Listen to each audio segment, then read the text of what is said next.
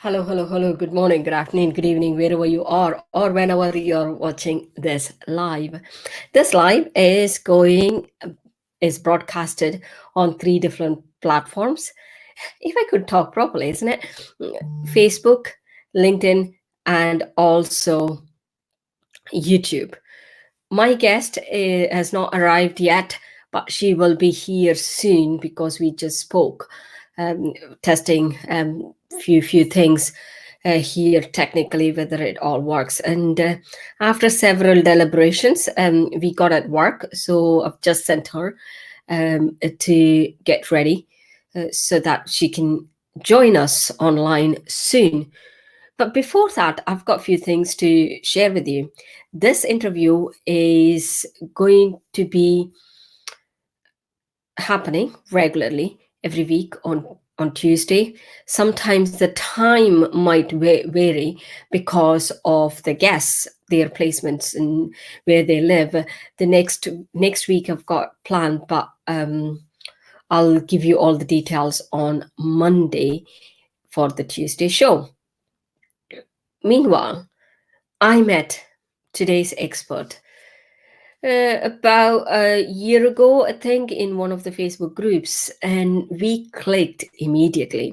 She was there, she was my guest in the first season as well. So I'm so happy to bring her on to talk about her book and also her strategies of how she is moved from Civil War victim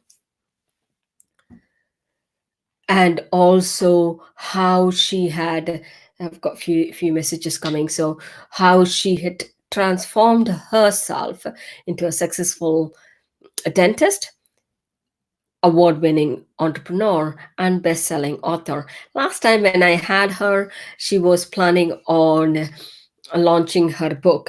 Let me give a quick call so that she knows we are speaking about. She seemed to have quite a bit of a technical problem. She will join us soon. So a little bit about Menaca. Menaca is a resilient and transformation expert. Today, she's going to discuss, as I said, how she transformed herself from a civil war victim in Sri Lanka, burnt out single mom. That's a challenge. Mom is a challenge, but single mom is another challenge, and burnt out is another challenge in its own. To a successful dentist, award-winning author, and also award-winning speaker and entrepreneur. If I could, there's a bit long list which I've got to. And today she will be talking about her invisible, she calls invisible circle of limitations, but for me it is more than that as well. Let me bring Menaca in. Hi Menaca, thank you very much for joining. uh, I was talking about, and I was like, oh, there's a long list now. I'll be here for another year if I started reading out the whole or bio of yours. I was like, no, I'm not doing it. And people can know from you, from the horse's mouth, as they say. I'm not calling you horse in a way, but so tell me a little bit about yourself and how you ended up from being a dentist, or rather Civil War survivor, I should call you. Rather, victim is not the right word for me in my mind. So Civil War survivor. And how did he end up in UK, and how did he manage from Sri Lanka, and how did he manage to become such an expert? Life happens. That's what it is. It doesn't seem to be life just happens. But you've transformed it. That's the matter of it. I think it's all about ourselves, isn't it? Either we can be wherever we want to be we want to be the victim, survivor, success, whatever. I think that's what I am about, and that's what I speak about. Um, yes, I was in Sri Lanka. Yes, I'm a survivor, but there are many more, much stronger stories than mine out there. I guess it all boils down to a couple of things. It's the support of the family, people who surround yourself with, how you think the capacity, how much you can grow and what you can do. Do you believe in yourself? And then are you able to then upskill yourself or learn whatever you have to learn to get Yeah. there? I think it's I think in a nutshell, I think that's what it is. Yeah, it is. Sometimes you hear other stories. I am in the process of writing a book. I never seem to start it because whenever I start writing, oh, there are people who've been through many things, who've been done those things. But when it comes to yourself, sorry about the ticking noise, and we doesn't seem to have any way to get rid of it for some strange reasons. I don't know why. So what happens is we keep saying to ourselves, we have not been through. There are other people. We start comparing and seeing other people being through. I think that boils down to the success as well. It is a good way of comparing yourself, saying, okay, my glasses are full. But when you see the success of others, you start thinking, I am not succeeding, even if you are successful in your own way. Why do we do this? Why do we compare ourselves in such a way that, oh, I am So it's better than, or I am worse than, or someone else? And then when it comes to success, oh, I am worse, I don't want. I think Why do we do that? I think it's a culmination of many things. I mean, like, what happens when you're a child, how much confidence you get. And in some families, it's never good enough. If I get 9 out of 10 with all the love to my mom, she would ask, what happened to that 1 mark? Oh, my mom was like that. My mom was exactly like that. So, you know, then you think unless until you get 10 out of 10, you're not good enough. Uh, My mom, when I bring, mommy, I got 100, and she says, next time don't go down. She's more bothered about next time not me going down. Was like, next time you've got to get the same thing. I was like, that's the sad part. So for me, when because of I didn't study in English till I went to dentistry. The reason I was talking about stepping out of this invisible cycle of limitations is it's all in your mind. I just thought I was surrounded by people who went to private school all their life, who studied in English. It was second nature for them. It wasn't an issue. And then I came to the UK, which is even another step further. And there were people sometimes said, "Oh, you have done well for yourself because you got where you have got."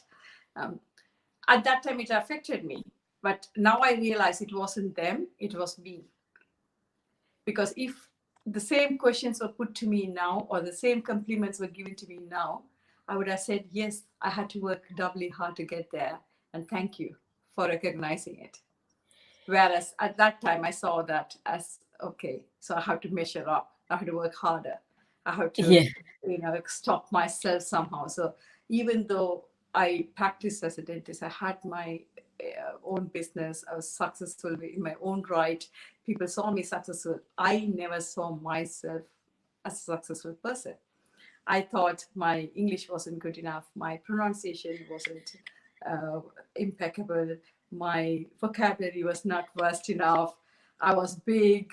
All these things you get. You're surrounding yourself with super slim people, and active and young, and because I started my entire career much later because I discontinued my education and started my dentistry. So I was few years later even to begin that. Then I came to this country. Then I had to start all over again doing my exam. So I was a few more years gone past.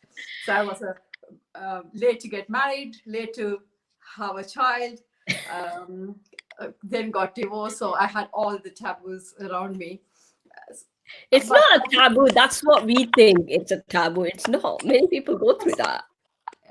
now it doesn't bother me, because I only want to be with people who accept me for who I am Yeah. and happy to be with me the way I am. And I'm not going to apologize for how I am and who I am. Yeah. And I'm happy to walk away from people who don't want me the way I am. But I think Yes. it was a process, definitely. Early this year, I spoke about doing the videos, exactly coming back to your point, because I am surrounded by these super successful people. And I always felt it's not perfect, it's not good enough. And people around me couldn't understand. You can go on the stage and speak to 100 people. What stops you doing a video? But that's what it was. It was the imposter syndrome. But then I just felt, yes, everybody has to start somewhere. And one day I just put my camera on and just thought, okay, I'm going to do it. And then once you do it, it is so freeing. You never Yep. go back to that cage again, and you feel so much better for it. And I think that's what it is. So why you work with people, right? You work with entrepreneurs who are who are successful in other people's eyes, but they are not when it comes to their own thing. They don't. It's either because it's been expected from them. Too much has been expected from them previously, or they think they're not good enough. How you call that as an invisible circle of limitations, that they create their own limitations and try to work around that limitations. How do you, I'm really sorry about this nonsense, how do you make sure that that is what it is all about, like So I think it's about invisible educating limitations? yourself. So my coaching or my mentoring, when I do it, first thing is knowing about yourself, Yeah. understanding yourself and accepting yourself for who you are. And Hmm. that is really, really important. In today's modern world, we are chasing everything else, but we don't look inwards and we don't work on ourselves. I think Hmm. that's where you have to start, and that's where the magic really happens. Yeah. So when you start looking into yourself, then you understand we all have quirks, all have strengths, we all have weaknesses. But when we know it and what really makes us happy, what really makes us get up and just want to do things, when you find that out, it is so magical. It's, like people still can't understand sometimes, why are you doing this? But because it makes me happy, it's simple reason.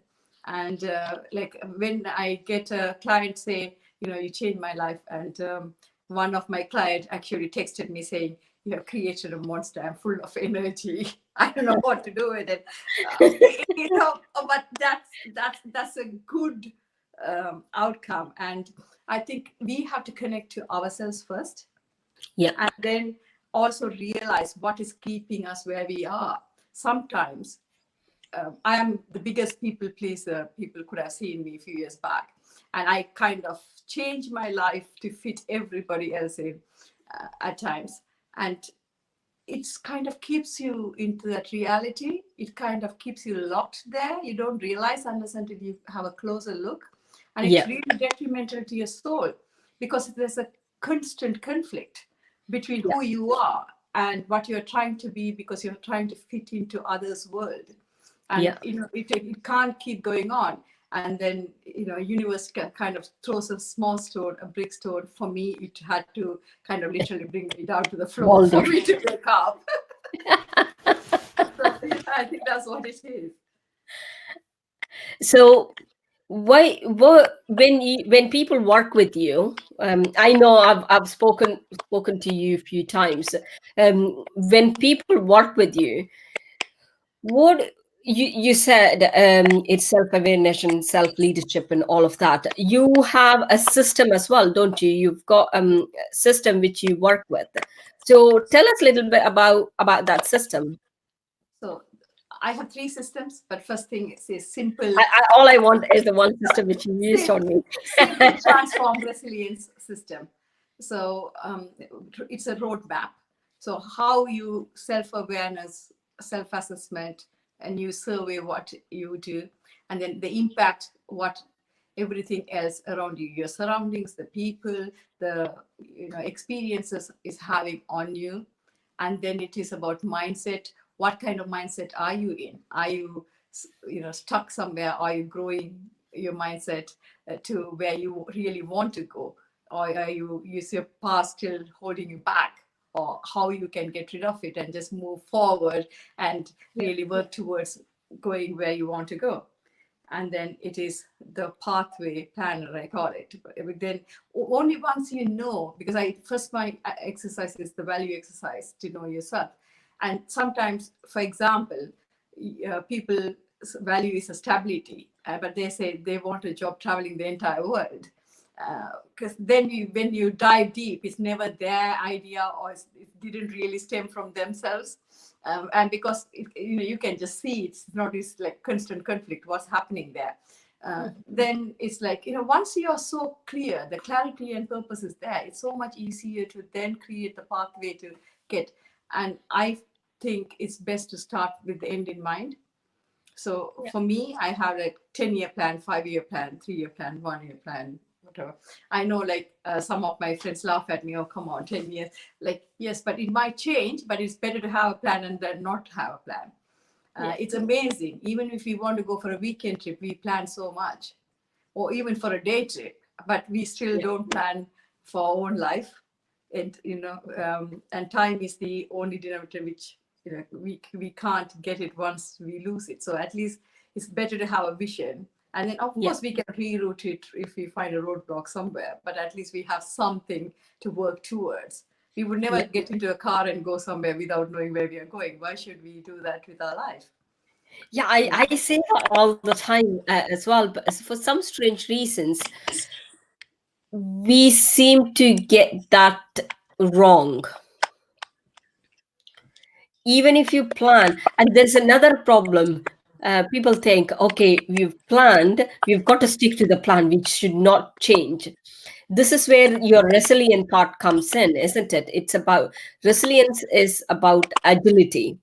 It is about changing. If something is not working, just change without changing the vision. People think if we change, we are losing the vision. No, it is not. It's about changing, adjusting. It's like, oh, there is a roadblock.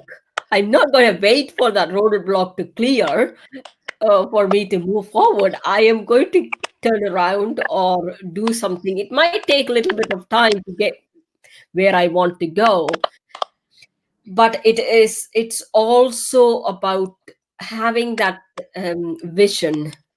Okay, that is where I am going, but it's okay to change. And there is also that block there. Oh, if I change, is people going to think that I am fickle? Or it's always about someone else rather than about yourself most of the time. I think that's why it's so important to even have the clarity and purpose again. So if something important, your child is on the other side, if you have to go, you will find a way to go and pick your child up. You're not going to leave the child there. If you Yeah, can't get the keys for the house, you will find a way to get the keys to get into your house.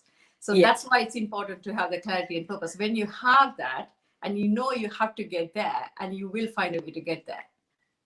Yeah, that's I've always worked in business transformation and business change project, and this is where the block is in most of the why change doesn't work is because they plan something and they refuse to change to achieve what they set out to achieve.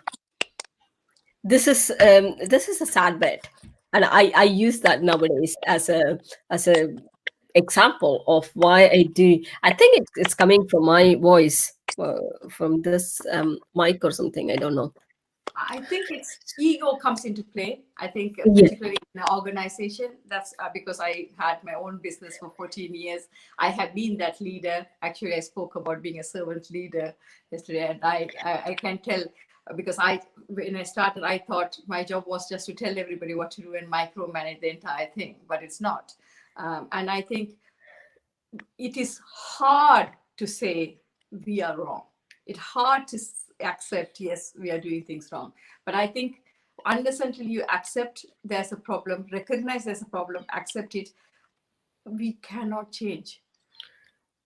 And I think that's why it is so important to shed the ego and listen to people around you who are wise and more experienced and who has the best thing at your heart. And you are not the expert in everything. My issue was I was a good dentist, but I was absolutely rock bottom on business. I have absolutely no clue how to run a business. um, I had to learn it. But for me to learn that, first I had to accept that I was a bad business owner. I didn't know Yeah. anything. If I didn't, then there's no way I could have improved. So I think it is ego. Yeah, I think that is the ego is the part which we are trying to avoid, I think. Interesting. Interesting. It's mind-boggling. So, how do you help others? Apart from this, you talked about other two systems. You said you've got three systems. You spoke about roadmap to that's the one you used on me, right? Yeah. And what was the other two? So the other one is Smile Serenity System. It's about burnout because I Ah, personally had it as well. And I think Smile is everybody who knows me, they know it's my trademark. oh So yeah, people hardly ever see me without a smile. And I'm a yes. dentist, so what better name to go for? So I just thought, okay, fine. And even amongst dentists, burnout rate is high. Yeah. Mental health issues are there. So I just decided to create the system, and I have worked because with the NLP hypnosis as well. So I have used it. It is again surrender. There's a problem. Accept.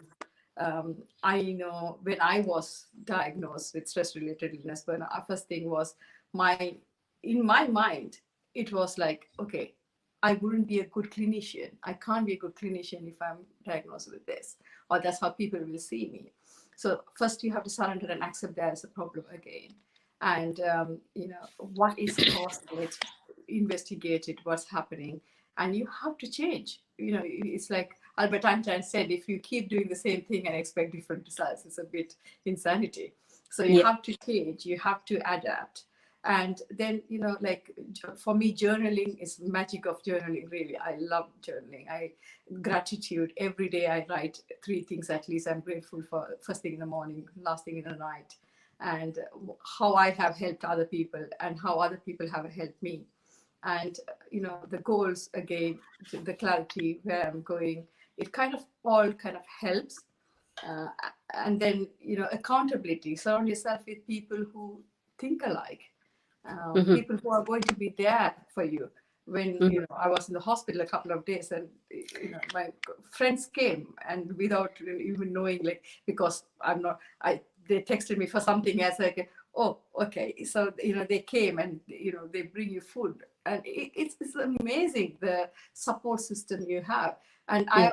I used to find it difficult to ask, but when you ask, it's amazing how many people are actually there to help you, lend a hand, give you advice, point you in the right direction, and you can empower yourself and other people. So that's what that system is about. The third system is about exactly knowing what you are good at and helping other people to make money out of it and Yeah. reach their dreams where they want to go. It's called Dream System. Oh, that's good. So you've got roadmap, you've got smile, and dreams.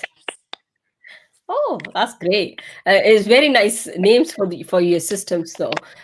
Thank you very much for coming on the show. I know you've been in a hospital, and thanks for taking time to do the show.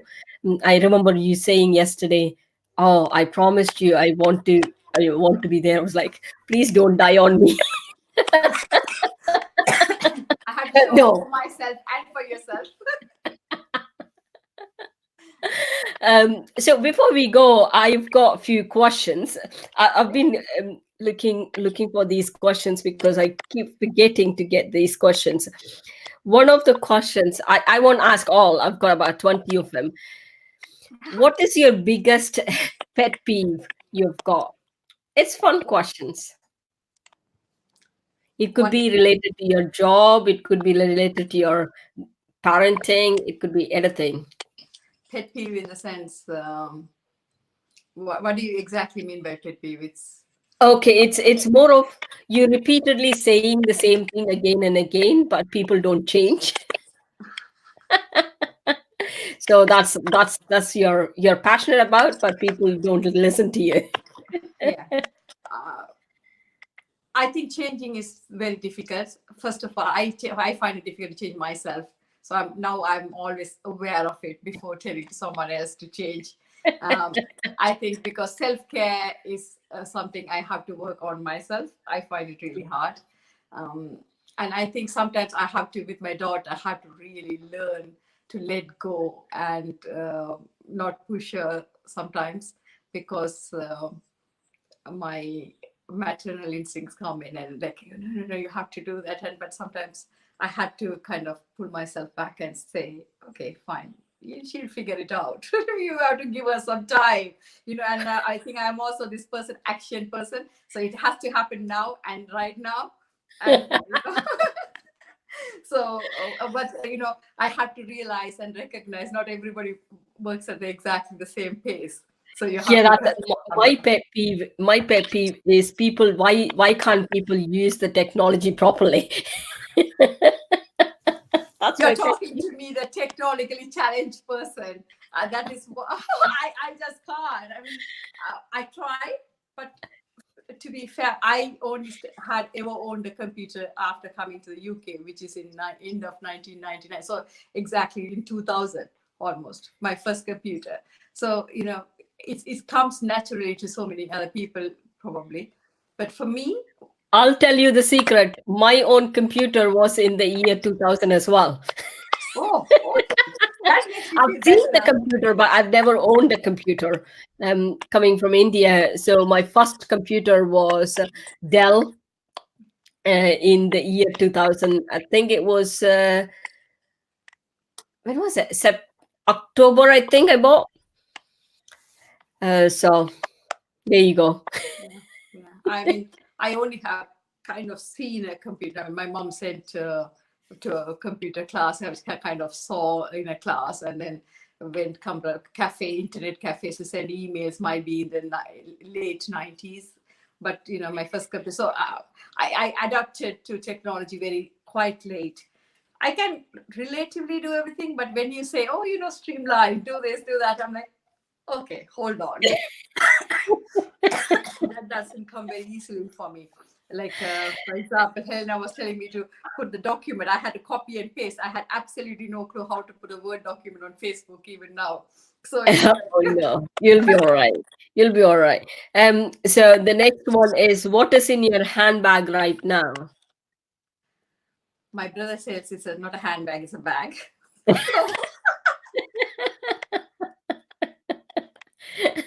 so I have my tissues, my lipsticks, which I cannot do without, Yeah. and my inhaler because I'm asthmatic, my wallet. Um, what else do I have? Yes, bits and pieces about a screen cleaner for my laptop, a hand gel. Oh my And God, you are very organized. M- At least your handbag is a bag. For me, handbag is a dustbin. Everything goes in there. Okay. Are you iPhone or Android person? The I'm an last one, iPhone, Apple. iPhone. Okay, good. Thank you very much for sharing your thoughts. If you've got anything to say to us, do you have any events coming? I know you've got a book. I know you've got a book. I'm asking. I'm saying it as if I don't know. Uh, you have a book. Yes, Um, do you have it on Amazon? I don't know where I bought it. it is resilience learned. So it's on Resilience Amazon. Learned. Right. You Uh, can put the link in the comment later. sure. So if people want to go and look at your book, that would be good. No, no, you sent me the ebook, right? Right, yeah. Now I Yes, know. I sent you the ebook. Yeah, Um, that's what. Where did I read the book? Where did I read the book from? So yeah, you yeah, sent it to me. and Thank you very much. And I am going to take you off so that I can finish this show. Yeah. sure, You heard it from Menaka. She was I worked with her, and she is one of those people I got judged a lot easily. I am very, very weird in many ways, because when I pick friends similar to me, which is also a challenge, because you should be picking friends who are complementing what you're thinking are. One of the friends whom I picked, Menaka, she complemented certain things. So I've learned a lot from Menaka in the shortest span of time we've been friends with. Thank you very much for coming on the show. If you're watching on replay, please do put hashtag replay. And if you've got any questions whatsoever to ask to Menaka, put it in the comment and she will be able to answer. If she's not answering, I'll make her to answer the question. Thank you very much. And I'll see you all next week with another expert. Until then, behave yourself and enjoy the life to the fullest. Bye for now.